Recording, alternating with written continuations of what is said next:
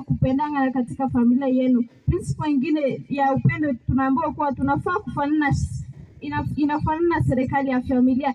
Katika nchi yetu kuna serikali na ambaye anaweza kuongoza serikali hiyo ni our president. Katika familia tunaona kuwa baba ndiye ambaye anaweza kuongoza familia hiyo. Sisi tunaambiwa kwa baba anapoongoza familia pia na yeye anafaa kuwa na upendo jinsi Mungu aliweza kutupenda sisi zote.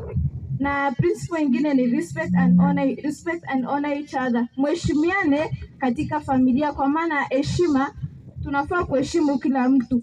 Mtusome katika kitabu cha Romans 12:10. Hapo wamesema mweze kupendana ninyi kwa heshima, mkiweza kuwatanguliza wenzenu. Mkiweza, ambapo pana heshima pia pana upendo. Mweze kupendana kwa maana heshima ni mtangulizo wa upendo. Katika mfiringo wa familia sisi zote tunafaa kupendana, kuheshimiana na tukiweza kufanya kazi kwa furaha. Katika familia yetu tunafaa kuwa na heshima, kupendana, kufanya kazi pamoja kwa furaha, na zaidi ya yote tuweze kuheshimiana. Mnasemaje? Amen. Ya tatu ni obedience and submission to God's order. Utiifu na unyenyekevu kwa Bwana Mungu. Msome katika kitabu cha Colossians 3:20.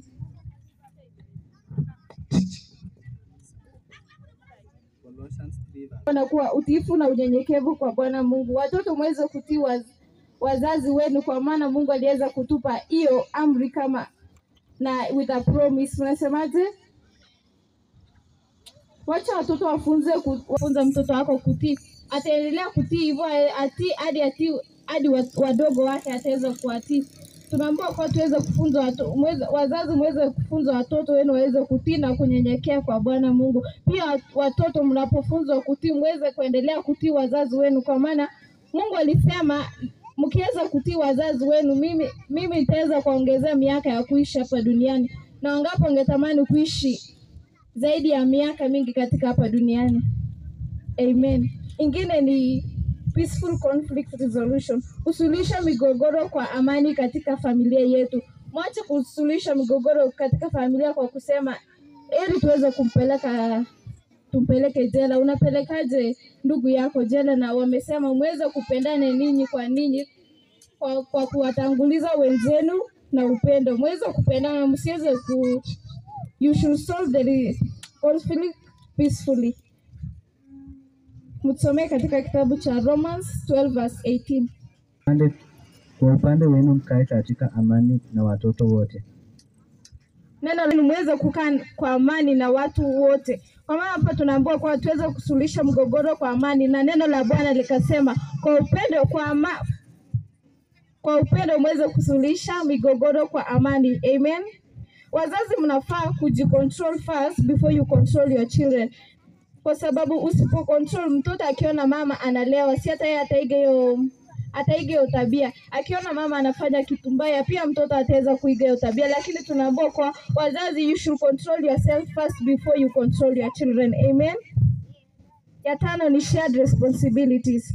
Pale nyumbani mnafaa kugawa kazi yenu equal. Msiweze kupea wengine kazi kubwa, wengine ndogo. Kama nilivyosema on Sunday, nikasema you should share responsibilities equally so that you can ensure love that is. Ulikuwa umepangia mwingine, kama ulikuwa umepanga uwe mwenzako, Mungu anaweza kufanya maajabu iweze kukupendukia, na wewe unaweza kufa tu kwa njia ile ambaye hata ni uchungu kuliko vile ungetaka mwenzako akufe. Tunaambiwa kuwa usiweze kutendea mwingine mabaya, ila umtendee yale ambayo ukiweza kutendea pia nawe utaridhika.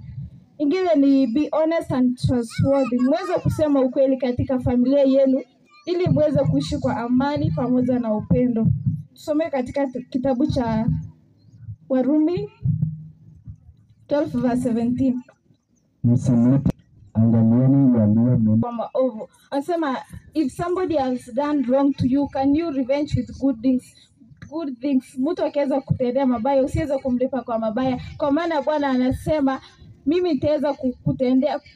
Mungu akaweza kusema nitaweza kuacha jua, Mungu alisema nitaweza kuwabariki wale ambao wanatenda maovu wanatendea wengine wakitendewa mabaya wanatendea wengine mazuri. Mungu akasema nitaweza kuwabariki. Acha iwe ni wewe unaweza kubarikiwa na Mungu, kwa maana ukitendea mwingine maovu, tendea mazuri, ambaye ameweza kutendea mazuri Mungu ataweza kukubariki. Usiweze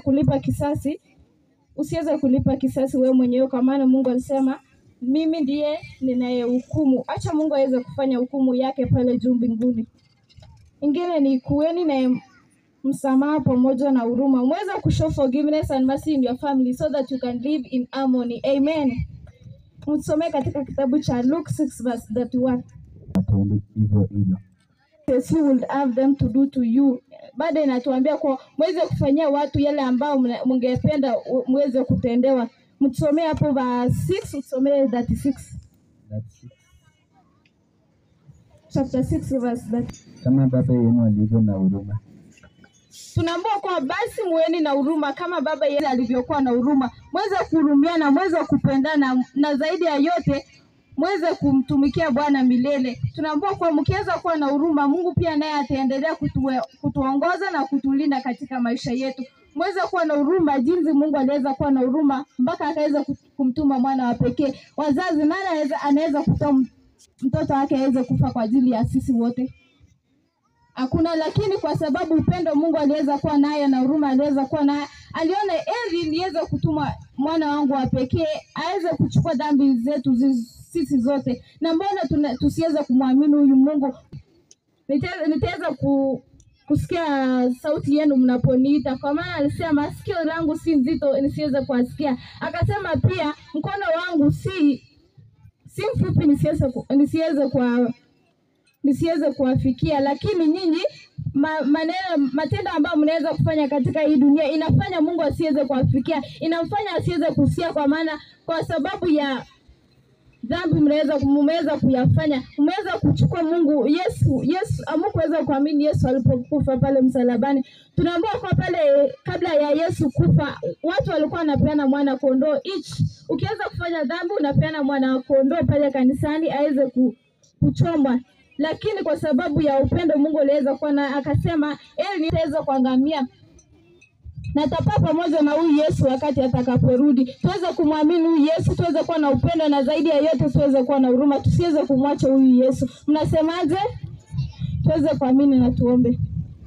Mtakatifu Baba Aisha mahali pa juu mbinguni, tunashukuru kwa mema na fadhili zako. Umeweza kutulinda Jehova, ukaweza kututenda mema. Tumeweza kusikia neno lako Baba hadi wakati Baba tumeweza kusema mioyoni mwetu kwa tutaweza kubadilika Baba. Naomba uweze badilisha mioyo yetu, badilisha mienendo yetu. Acha tuweze kuwa na huruma na upendo katika familia yetu. Zaidi ya yote Baba, usiweze kutuacha tuangamie na huyu mwovu ibilisi Baba. Wewe ndiye ambao utaweza kutushika mkono na utaweza kutupigania. Kaa pamoja nasi na utuongoze. Kama tuweza kutenda kinyume na mapenzi yako, naomba uweze kutusamehe na utusafishe kwa damu yako yaliyomwagika pale msalabani Yesu Kristo. Utuongoze na utulinde tangia sasa na hata milele, maana hiyo ni ombi letu tukiamini kwamba utaweza kuyajibu, na ni katika jina la Yesu Kristo Bwana na mkombozi wetu. Amen.